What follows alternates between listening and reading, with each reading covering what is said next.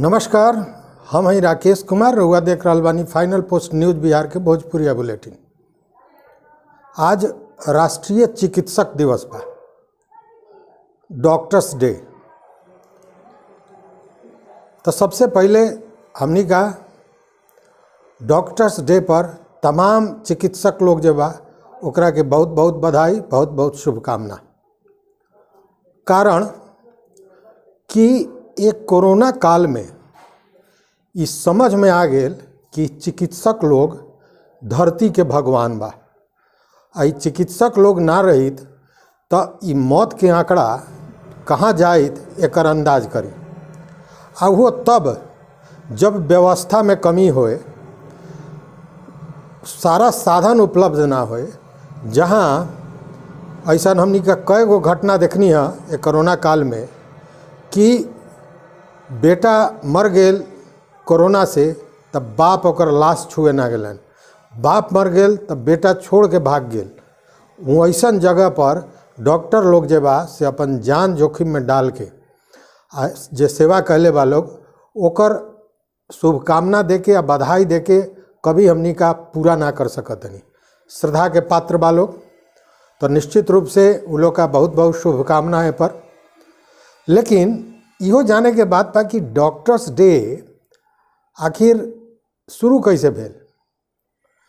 तो एमे जान ली कि एगो रहस डॉक्टर विधान चंद्र राय, ये रहस आज़ादी का पहले आज़ादी में बहुत योगदान कैले रहस, लाखों आदमी के इलाज कैलन।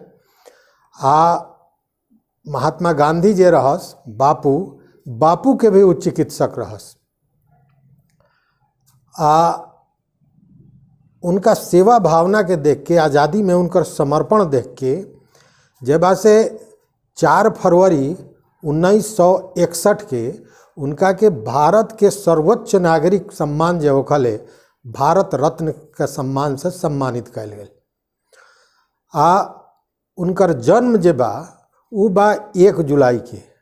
देखी उन संयोग बाई कि उनकर पुण्यतिथि भी 1 जुलाई के ही बा। तो भारत सरकार जे बा से 1 जुलाई के उनका पुण्यतिथि पर कहीं या जयंती पर कहीं डॉक्टर्स डे मनावे के घोषणा कैलक, जौन ऐतिहासिक घोषणा रहे।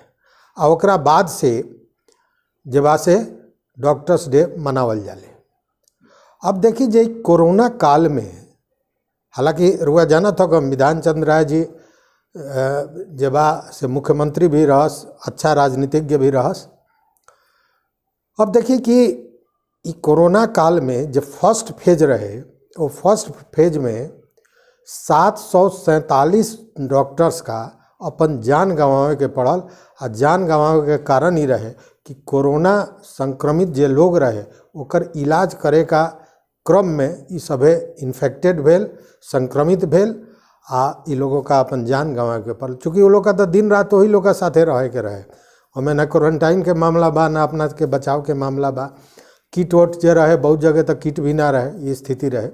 लेकिन फिर भी इस सेकेंड फेज जे बा, सेकेंड फेज में भी जे बा से, हालांकि फर्स्ट फेज से कम डॉक्टर लोग के क्षति भेल, लेकिन तबहू लगभग 420 से ज़्यादा डॉक्टर्स का अपन जान गंवावे के पड़ल।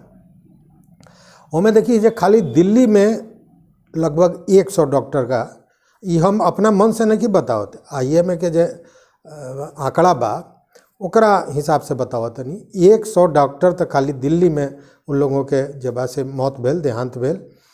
वैसा ही 96 गो डॉक्टर जबा से बिहार में, यूपी में 41 डॉक्टर, गुजरात में 31 डॉक्टर, आंध्र प्रदेश में 26 डॉक्टर लोग अपन जान गंवा दिलक। ये सब कोई कोरोना के जे कहर रहा वो बीच में इलाज करे का दौरान सबके संक्रमित होके अपन जान दे दिलक। लेकिन डॉक्टर लोग अपना काम में जुटल रहल। वह लोग के देन बा कि आज भारत में मने कोरोना जब से समाप्ति का ओर बढ़ रहल बा। हालांकि लोग मानेला तैयार नहीं थे। लोग मानेला तैयार नहीं थे। ऐसे कहतनी कि पिछला 4-5 दिन से 50,000 का नीचा पूरा देश में जे नया संक्रमित लोग मिलत रहा, नया केस आवत रहा, 50,000 का नीचे चल गया रहा, 30,000 32,000 पर चला गया रहा। लेकिन पिछला 2 दिन से ये चिंता के विषय बा कि फिर ये आंकड़ा जे बा से 50,000 का लगभग पहुँच गया, 50,000 से ऊपर चल गया 2 दिन से। अच्छा, मौत जे बा वो बहुत घट गया रहा, वो आंकड़ा 1,000 से ऊपर प्रतिदिन के पहुँच गया। अब खाली 24 घंटा के ली तो पिछला 24 घंटा में 48,786 गो नया मामला है, आ जबकि मौत जे बा वो भी 1,000 से ऊपर हो गया बा। तो ये चिंता के विषय बा। देखिए, जैसे डॉक्टर लोग एक पहले भी कहले बा, जैसे एम्स के जे डायरेक्टर बने रणदीप गुलेरिया, डॉक्टर रणदीप गुलेरिया, वो भी कहलन कि 3rd फेज भी आ सकता। तो 3rd फेज आ सकता तो बचाव तो हमरे करे के बा। बचाव ऐसे हमरा करे के बा कि जे कोरोना के प्रोटोकॉल बनावल गेल ओकर 100% पालन होए के चाहिए, लेकिन वो पालन ना हो रहा बा। बाजार में बहु जाई तब 50% लोग ऐसा मिलता जरा चेहरा पर मास्क नहीं है, आ जे मास्क बा जरा लंगे बा तो ओहो में ज़्यादा आदमी देखम रहुआ कि मुँह में ना लगा के गर्दन के शोभा बढ़ा रहा बा। तो ऐसे कैला से ठीक ना होई, चूँकि सबे का प्रोटोकॉल के पालन करे के होई। अब आई तनी दूसरा विषय पर हम निकाल जाओ। मानसून बा, मानसून के जे पानी बा ओकरा चलते हाहाकार बा। आ एगो मानसून बिहार सरकार के जून में होखल है, 30 जून ले, उ मानसून के कहल जाले ट्रांसफ़र आ पोस्टिंग के मानसून। जून में 30 तारीख तक विभागीय पदाधिकारी लोग के, कर्मचारी लोग के ट्रांसफ़र पोस्टिंग के मौसम होखल है। ट्रांसफ़र पोस्टिंग भेल भी है, माने IAS पदाधिकारी से लेके आ नीचा तक ले सबके के पोस्टिंग ट्रांसफ़र भेल है। लेकिन ये पोस्टिंग ट्रांसफ़र के पोल ये जे बड़ा ज्ञानेंद्र सिंह ज्ञानू बीजेपी के विधायक बड़ा, ये पूरा खोल के रख दिला है। ये जगह से साफ सरकार के चुनौती देत कहले हैं कि सरकार अपना मंत्री लोग का घर पर छापा मारो, वहाँ से बहुत पैसा मिली। ऐसे पैसा मिली कि ट्रांसफ़र पोस्टिंग के जे काम भेल बा एमे लोग करोड़ों के वारा नेरा कैले बा। ज्ञानेंद्र सिंह ज्ञानू केहू के नाम ना लेलन, लेकिन वो कहलन कि एगो दूसरा दल से जदयू में आयल आदमी जे अभी मंत्री बने उनके घर पे खाली छापा मार देवल जाए तो दूध के दूध आ पानी के पानी हो जाए। तो सरकार अगर चाहता कि भ्रष्टाचार समाप्त हो, भ्रष्टाचार के रोके के हो, तो वो लोग का अपना मंत्री का आवास पर छापा मारे के चाहिए आ देखे के चाहिए कि ई ट्रांसफ़र के जे बा से ट्रांसफ़र उद्योग जे बना देवल गेल बा ये पर भी रोक लागे के चाहिए। अब भ्रष्टाचार के मामला बा, सरकार भी भ्रष्टाचार के रोकेला सख्त कदम उठा रहा बा। अब भ्रष्टाचार नियंत्रण ला सरकार एकदम बुझी कि बड़ा सख्त एगो निर्देश दिलक है। हमें निर्देश ही भेल कि जे सरकार के प्रधान सचिव बड़ा वो एकदम कहले हैं कि जितना भी सरकारी पदाधिकारी बा, कर्मी बा, ई लोग का अपना संपत्ति के ब्यौरा देवल आवश्यक बा। ई लोग का दिसंबर से फरवरी तक में सारा संपत्ति के अपना ब्यौरा देवे के होई, कितना उनका लंग के संपत्ति बा, कितना विरासत में मिलल, कोनो खरीद बिक्री होता, इस सारा के सूचना विभाग में देवे के बा। आ इहो क्लियर कल गेल कि अगर ये सूचना ना देवल जाता, ये जानकारी ना देवल जाता तो खाली विभागीय कार्रवाई ना होई, विभागीय कार्रवाई के साथे ओकरा के आपराधिक मामला मान के ऊपर FIR भी कल जाई। ये मामला के लेके जब से सारा मुख्य सचिव, प्रधान सचिव और DGP के पत्र लिखल गया। तो एक ओरी भ्रष्टाचार रोके के मामला होता पदाधिकारी लोग पर, आ एक तरफ एगो नेता मंत्री लोग और राजनेता पर भ्रष्टाचार के आरोप लगावत ने। तो अब ई लोगला सरकार का करता, ई देखे वाला मामला बा। खैर, अब देखिए कि कुछ ऐसा मामला आवले जौन सरकार के जबा से किरकिरी कर देवले, आ उहे किरकिरी भेल बा अपरी दउआ कृषि विभाग में।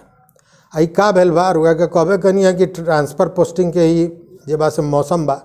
ये मौसम में एगो कृषि पदाधिकारी रहस अरुण कुमार सिंह, उनकर जबा से ये लोग ट्रांसफ़र कर दिलक है। तो रुआ सोचम कि अरुण कुमार सिंह के ट्रांसफ़र हो गए में कौन सा आश्चर्य के बात बा, सारा पदाधिकारी के लोग के होखल है। लेकिन हमें आश्चर्य के बात ही बा कि विगत 27 अप्रैल के अरुण कुमार सिंह के देहांत हो गए कोरोना का चलते।